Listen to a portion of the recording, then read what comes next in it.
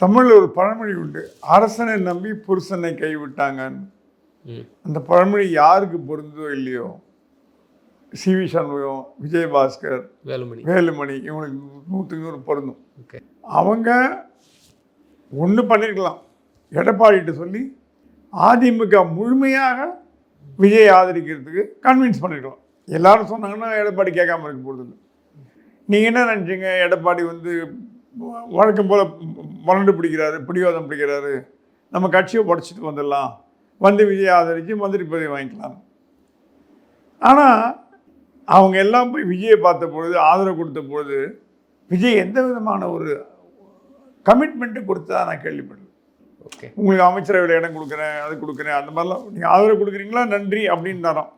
So Vijay வந்து அதிமுகவை, அது தட் இஸ் பிரிந்து வந்த அதிமுக ஒரு பேக்கப்பாக வச்சுருந்தார். இப்போ பவர் ஜென்ரேட்டரில் பேக்கப் இருக்கு இல்லையா, இது நின்று போனால் அது ஒர்க் ஆகும், ஆல்டர்னேட் கரண்ட் மாதிரி. இது இந்த பவர் சப்ளை நின்று போய் அந்த வரும், பேட்டரியிலேருந்து வரும், அந்த மாதிரி பேட்டரி மாதிரி வச்சுருந்தார்.